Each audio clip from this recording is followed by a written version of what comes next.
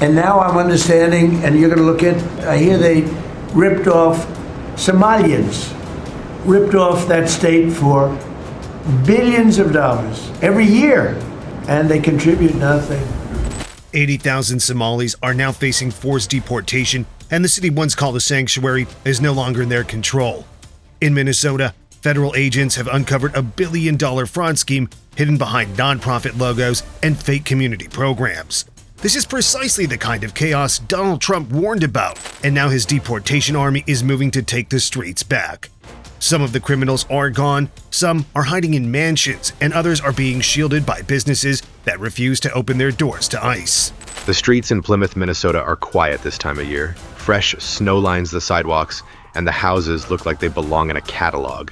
One of them, a $1.1 million home with 5 bedrooms and an indoor basketball court, still holds the name of a man already found guilty in federal court. His name is Syed Sim Yusuf, once the owner of Safari Restaurant, and now the centerpiece of a scandal that has shaken the state. He was convicted nearly 9 months ago in one of the most significant welfare fraud cases in U.S. history.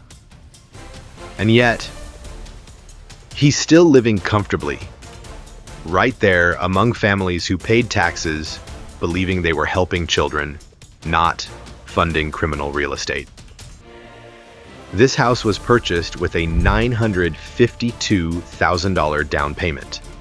Investigators say that money came directly from the Feeding Our Future fraud ring, a criminal network that drained nearly $1 billion in food assistance by faking programs to feed hungry children. But there is no for sale sign outside. There is no foreclosure notice, no evidence of government seizure. And worst of all, there's no sense of urgency from the local authorities, who should have stepped in the moment the guilty verdict came down. The property remains untouched, and according to public records, Sim and his wife are still listed as the legal owners. Just a few miles away, in the small neighborhood of Willerny, another house sits behind a bare oak tree. It belongs to Jonathan Ross. His wife, Sharon Ross, the former director of a nonprofit called House of Refuge Twin Cities, was sentenced to prison in February for her role in the same Feeding Our Future scandal. However, the car in the driveway remains registered to Jonathan Ross. Mail still gets delivered there. The lights still come on at night. From the outside, it looks like nothing has changed. From the inside, it seems justice has never arrived. What message does this send to the American people? A man steals millions in taxpayer dollars, gets convicted, and walks back into a $1 million house as if nothing ever happened. And the rest of us? We go back to work, pay our bills, and wait for someone in charge to do something. The reporters who uncovered these details didn't rely on press releases or government statements. They drove to the houses themselves. They knocked on doors. They watched as cars pulled into garages and families walked out of luxury homes paid for with stolen aid. One journalist left a note at Sim's front door, asking for comment. He never replied, but a week later, someone was seen slipping quietly out of the house. There was no security presence, nor was there a government lockout. Just silence. These are not homes hiding in the shadows. They are out in the open, nestled in suburban neighborhoods where children ride their bikes and neighbors decorate for the holidays. And inside those walls, the beneficiaries of federal fraud live without consequence. When asked why these homes haven't been seized, prosecutors offered a technical answer. They claimed they needed to wait for the final sentencing to proceed with asset forfeiture, but that explanation doesn't hold up. The sentencing for Sharon Ross happened months ago. Sim was found guilty by a jury, not just accused, but convicted. The paperwork is done. The timeline is clear. What's missing is action.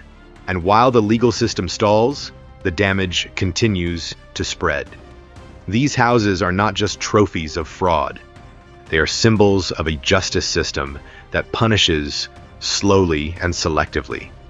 Local governments are using the law as an excuse to delay what should be a straightforward process. Assets purchased with fraud are supposed to be frozen, seized, and liquidated to return money to the public. That's how it works, in theory. But in this case, the system has stopped short. The IRS has marked tens of thousands of dollars in unpaid property taxes on the home owned by Sim. That means while he lives in comfort, he's not even keeping up with basic tax obligations. Meanwhile, struggling families in Minnesota, the same ones this aid was supposed to help, continue to face rising food prices, housing shortages, and delays in government support. And the criminals who drained the system still enjoy the benefits. Jonathan Ross's house tells the same story.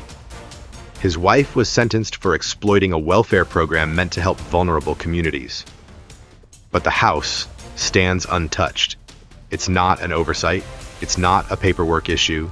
It's a pattern, one that reveals how specific individuals can consistently outmaneuver the system, not just once, but repeatedly. The deeper problem lies in the enforcement gap. Federal agents did their part. Prosecutors built their case. Juries delivered guilty verdicts. But the follow-through, the physical removal of criminals from their assets, has not happened. And this gap sends a dangerous message. If you steal from the government, you might get caught. But if you're well connected, you might still get to keep the spoils. Americans are watching this unfold and asking one question: where is the justice? If someone robs a bank and is caught, should we allow them to keep the money until their final appeal is heard? If someone commits identity theft, do we allow them to keep the car they bought with stolen credit? Then why are these luxury homes still in criminal hands, long after verdicts were read? It's not just about property. It's about trust. When the government allows criminals to retain what they stole, even temporarily, it sends a message that crime pays, that justice can be delayed, and with enough time, it may even be avoided. This is precisely the kind of failure that Donald Trump spoke about when he called for stronger borders, stricter immigration enforcement, and harsher penalties for fraud. Many of the individuals involved in the Feeding Our Future scheme were not born in the United States. They were welcomed into the country with opportunities and support. But instead of building something, they exploited it. And while ordinary Americans worked, paid taxes, and followed the rules, these individuals created shell nonprofits, falsified feeding programs, and purchased homes that most people could only dream of. What would you do if someone like this were to move into your neighborhood?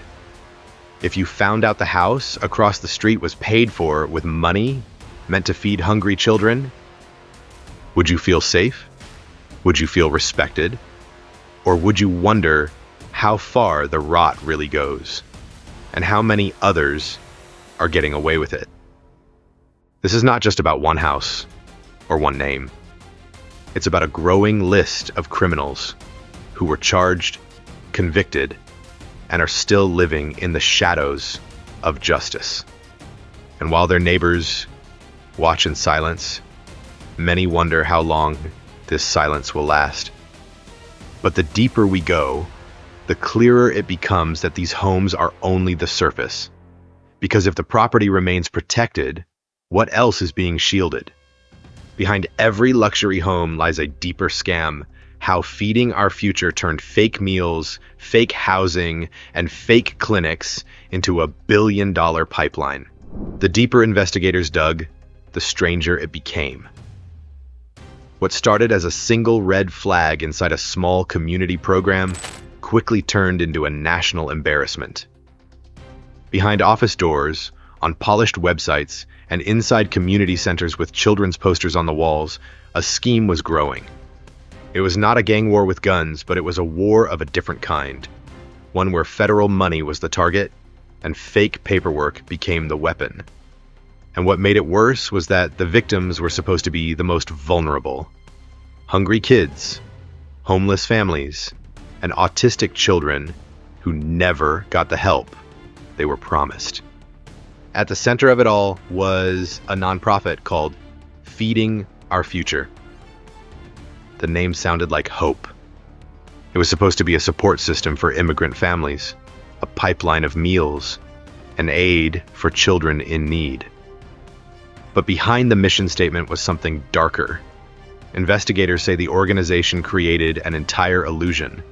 They claimed to operate hundreds of meal sites. They reported feeding tens of thousands of children every month. On paper, it looked perfect. In reality, there were no meals, no lines of hungry kids, no busy kitchens. Some of the supposed meal sites were no larger than a gas station waiting room. Others had no tables, no ovens, no food deliveries. They existed only in spreadsheets and fraudulent invoices. One small restaurant reported feeding over 18,000 children per month. The building was barely large enough to seat 30 people at once. There were no photos, no records of food purchases, and no witnesses. But the money kept coming.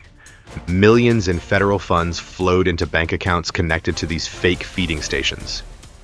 Some were Somali-run restaurants. Others were shell companies established solely to receive the money and then shut down later. The feeding program was fake, but the cash was real. As the fraud grew, so did the ambition. It was not enough to fake meals. They moved into housing. A new set of nonprofits emerged, claiming to solve the homelessness crisis. In 2020, the groups requested $2.6 million to construct shelters and transitional homes. By 2021, they asked for $21 million. A year later, the number jumped to $104 million. No homes were built. No families were moved off the streets. Some of the addresses they listed as shelters were empty lots. Others were regular residential homes already occupied by staff members or family friends. There were no beds, no staff, and no one keeping track. The next chapter of the fraud was even more disturbing. A group of clinics and therapy providers joined the scheme, claiming they were delivering autism treatment services to low-income families. They submitted medical documents, they listed children by name, they charged thousands for therapy sessions that never happened. No one verified the children. Some names were real, others made up. Many families have never heard of the providers using their identities. State agencies approved the payments. They trusted the paperwork. By the time the alarm bells rang, millions had already been taken from programs meant to help children with real needs. Each layer of the scam was more elaborate than the last. Each part of the system, feeding, housing, therapy, was used to build a wall of lies. But the most chilling part was not just the amount of money stolen. It was how easily it could be stolen.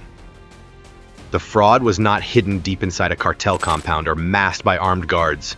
It happened in plain sight, with government officials signing off on budget requests that nobody double-checked. Nobody asked to visit the shelters, nobody counted the meals, nobody called the families. Trust was assumed, and the system failed as a result. Federal agents estimate the total amount stolen is close to $1 billion, but some believe it could be more.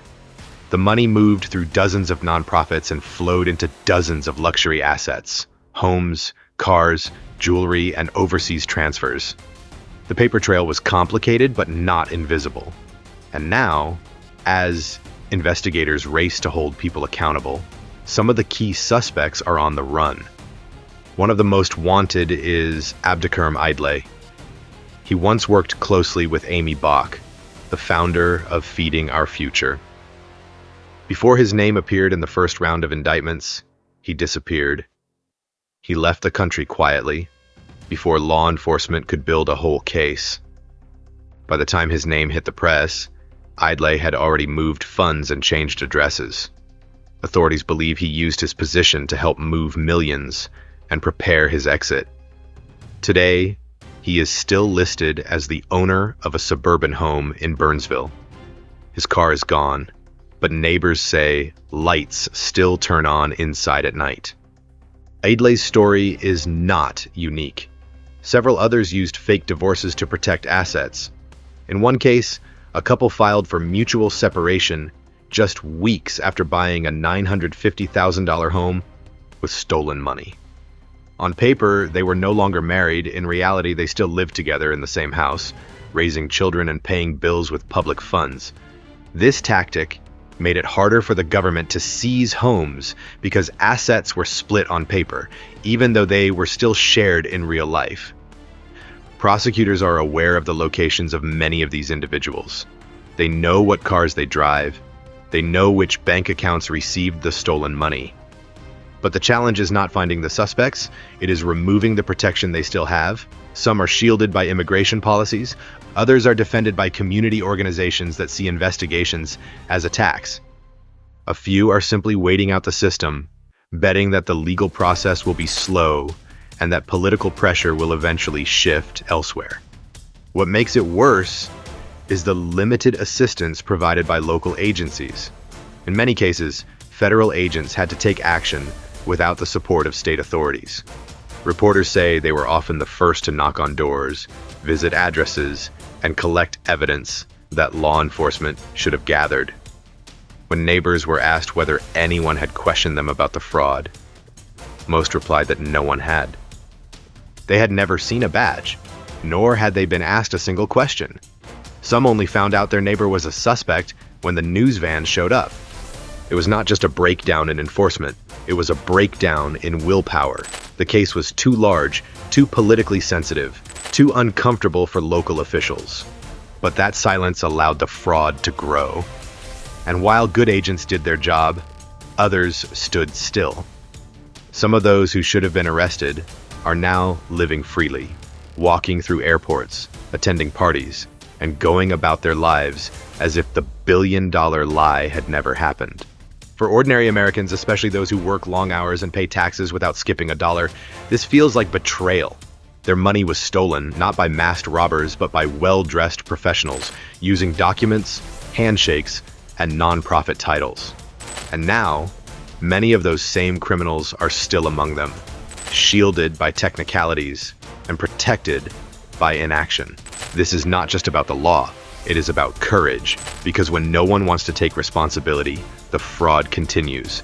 And the next scam will only be bigger, brighter, and even harder to trace.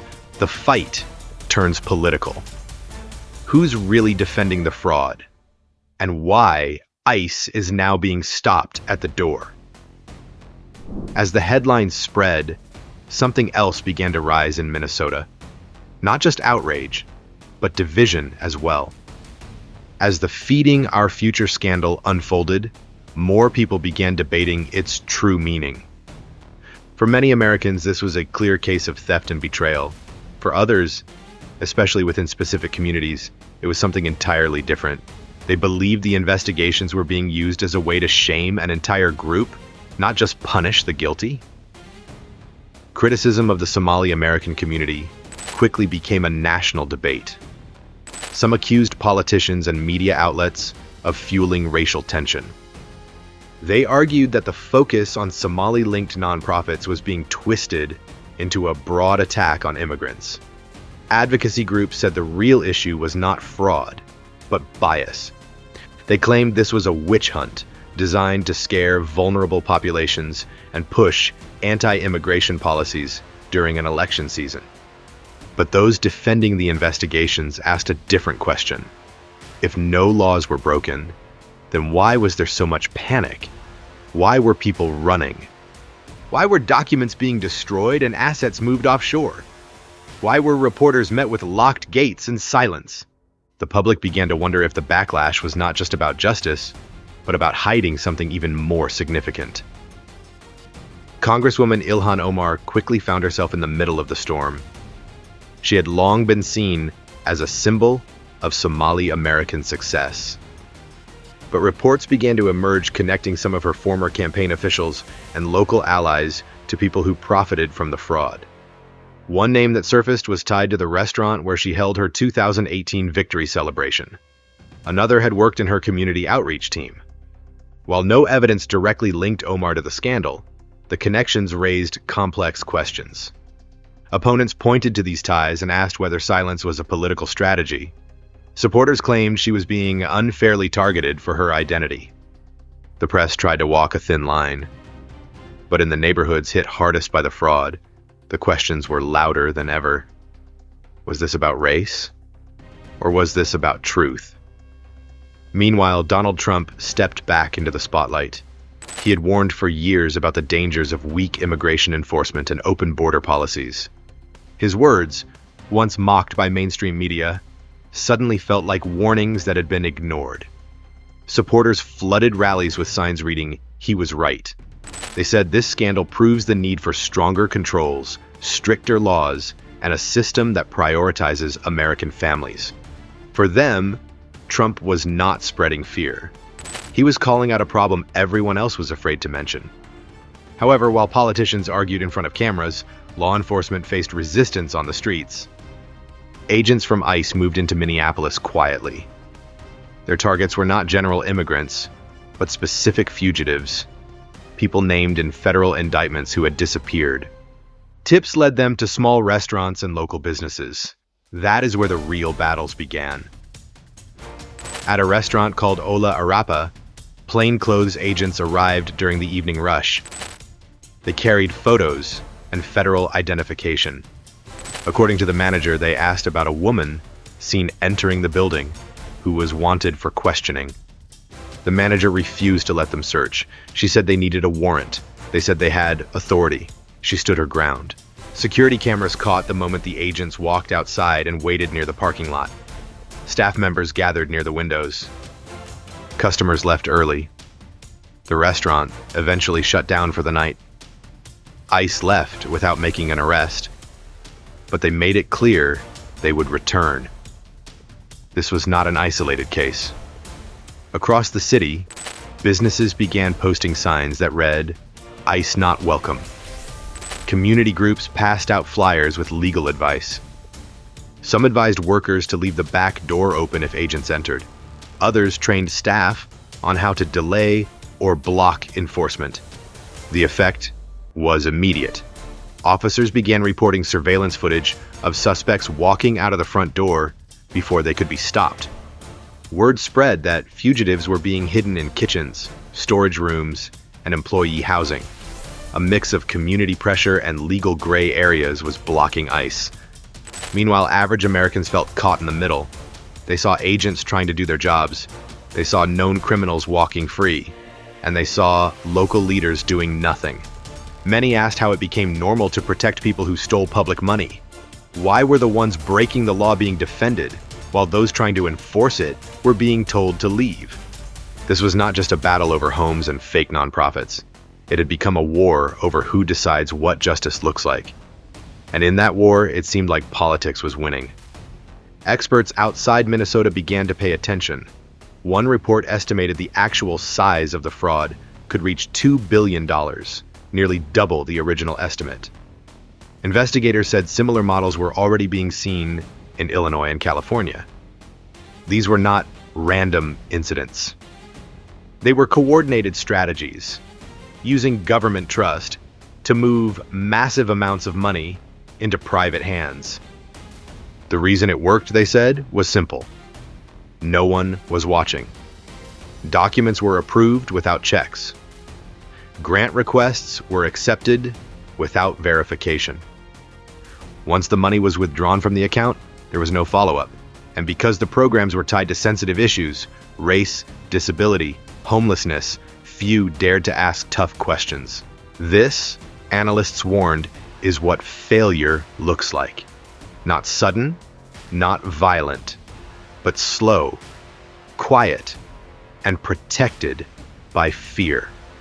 A system built to help people had been turned into a machine for fraud, and now that the truth was out, the people who were supposed to fix it were too busy defending their image. If nothing changes, the cycle will continue. Working Americans will continue to pay into a system that rewards the dishonest, and those who try to expose it will be told to stay silent. From a Somali-run nonprofit to a billion-dollar federal scandal, this case exposed political corruption and shattered public trust.